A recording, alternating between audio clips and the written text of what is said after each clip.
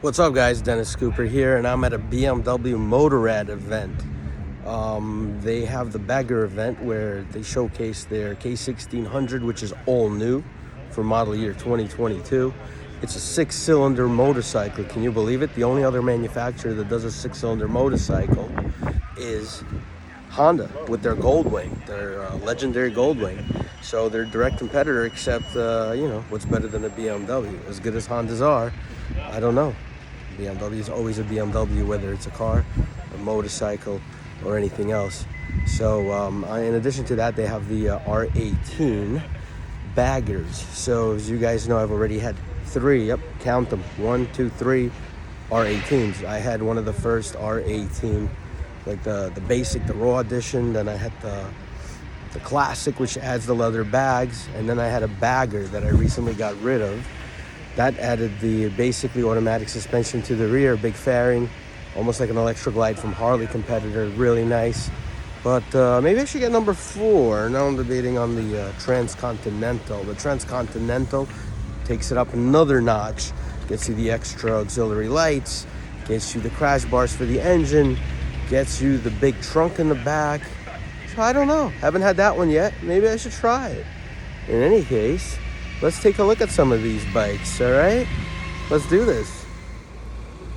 So here we go. That's the R18 Pure with the 719 option, as they call it, in that really nice paint scheme.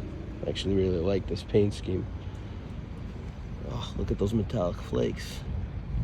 All right, so as we say, or as Den Coop 69 says, been there, done that. Right, except I had it in this color scheme, which is the first edition. It's got the black pinstripe. Well, it's got black with the white pinstripe. But believe it or not, there's a lady in Berlin, Germany, that is certified and paints this thing all by hand, all around the bike. I think it's about a $2,000 option. Right. So again, in there, done that. We'll get back to the K16s in a moment, but let's take a look at the classic. So then when I went from that, I stepped up to this. And the biggest difference was you get the windshield with the classic.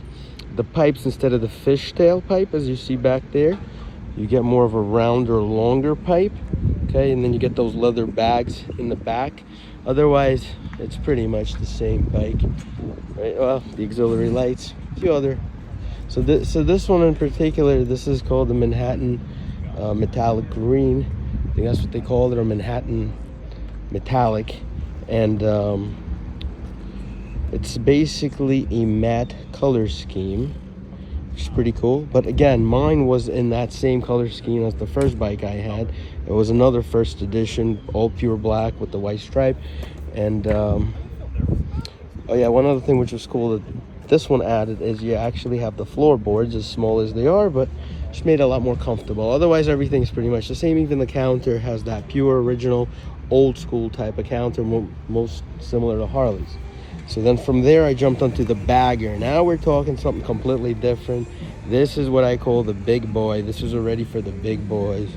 This is all nice, but this is where the big boys step in. This is the real deal, okay? It looks similar, but the platform's a little different, including the biggest thing is the gas tank. Love the wider gas tank. A lot more gallons go in there, and it's got a lot of other cool stuff. Like, for example, you could hide your cell phone in there and charge it. And even where the gas tank is, the gas cap's hidden in there. Everything is super nice, super luxury. This is where you're really getting that BMW feel and luxury, almost Rolls-Royce levels. And the reason I bring up Rolls-Royce is, check this out right there. That actually says Power Reserve, and the only other machinery that I know that says Power Reserve is a Rolls-Royce, right? It's pretty cool. It's one little thing. And guys, if you didn't know, BMW owns Rolls-Royce. Okay, so this is again something they call Galaxy Dust, which is that nice silverish and purple two-tone paint scheme, and that is around a $2,000 option, right? But I had mine again fully blacked out with the black cylinder heads, just like this one here. Look, I love that back. Look at the fenders. I mean, the design on this is just amazing. It's more of like Yeah, look at the paint, look at the flakes. This is really more of a piece of artwork than even the machinery. I mean, let me get on it for a second, show you.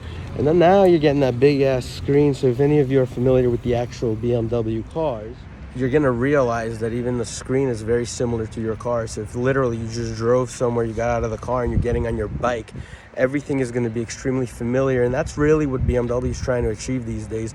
They're trying to pretty much blur the lines between their BMW automobiles and their BMW Motorrad motorcycle division by making everything super familiar and super comfortable, super intuitive, and especially for people that have BMW vehicles, to get on the BMW bikes, you're gonna feel right at home, okay? I would suggest for everyone to try these bikes. These bikes are incredible, but for people that already know the product from the BMW side of things, from their car division, they're gonna feel even that much more comfortable on their BMW motorcycles. Now this even offers things like cruise control, heated grips, heated seats. This is the real deal. It even, oh wow, this one doesn't have it. Mine had an option where I had something called ACC, automatic cruise control, where literally if there was a car in front of me, the bike would even brake itself. This does not have that option. Anyway, I don't see the Transcontinental, which is the one I've been talking about, which is probably the one I'm going to move on to next. That's the latest and the greatest and the biggest and the baddest, since I've already had the other three. 1, 2, 3. That would be next. But once I see it, they're doing Rise. Well, there's a Harley Road Glide. I've been there, done that, as they say. Had one of those bad boys as well. But once that bike comes back from a test ride, I'll show you guys what that looks like. But in the meantime, let's take a look at the K1600B, which is the bagger version. They do make this as a GT version, which is a little sportier, utilizing that same V6 engine. And they do make one with the trunk on the back. Okay, so very sporty. This is basically like the sport bike of touring bikes, and it's been redesigned, or I should say updated, for the 22 model year. Again, that huge ass screen that all the other modern BMW bikes are getting these days. Big navigation on there. I do have to say, the one negative about BMW these days with the big screens is they don't utilize CarPlay as a functionality, which I would think would have been amazing if they did, because that's really what I use these days. Let me get on this thing. Yeah, it feels nice. And I love the fact it's got the floorboards. Check it out. And the position of the floorboards is almost like having highway pegs. Very comfortable. So if you're just cruising and chilling, you just rest your feet right out onto the floorboards, and you have more of that like relax position.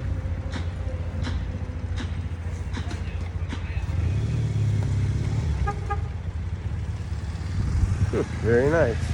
Maybe the K1600 is a contender.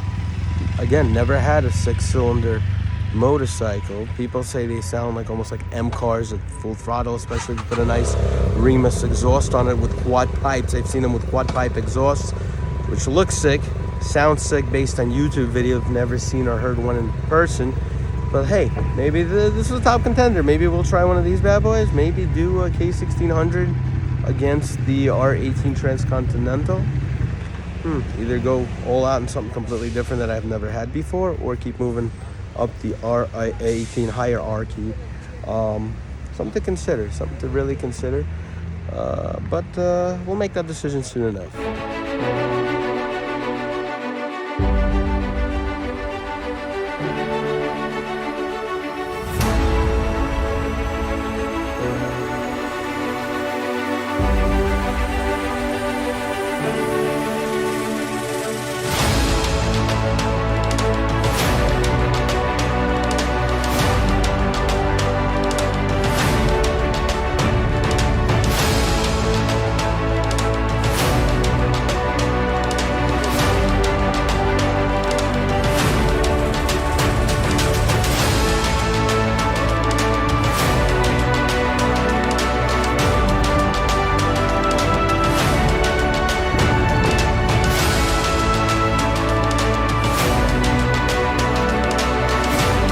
Check out the quad exhaust on the K1600.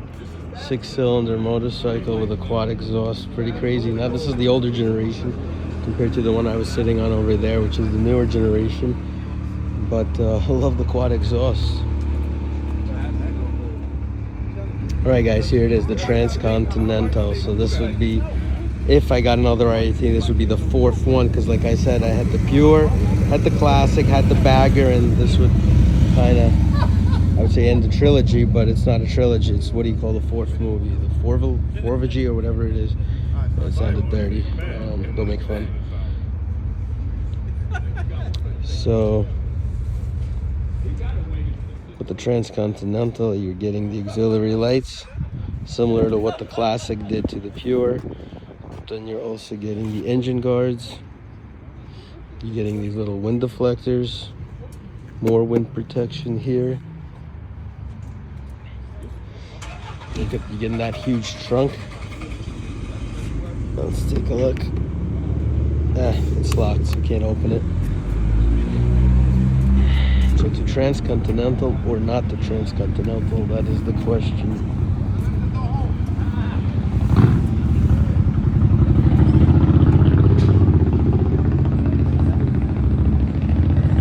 So that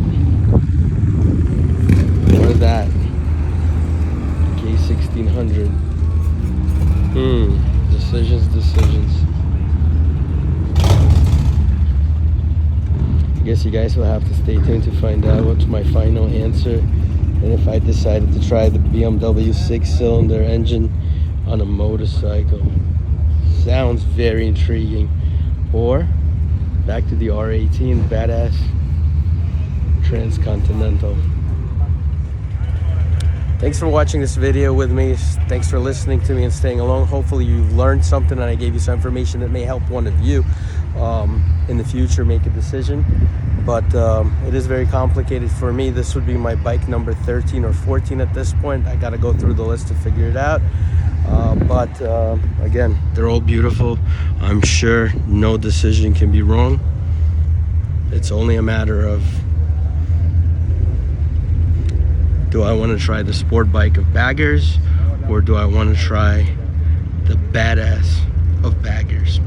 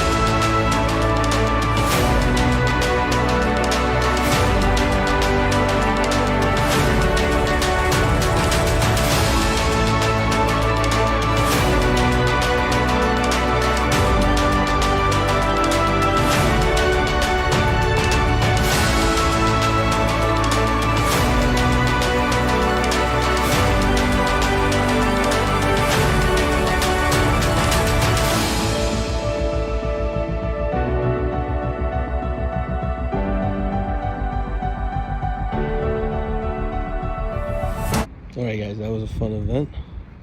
Time to get on my bike and head back home.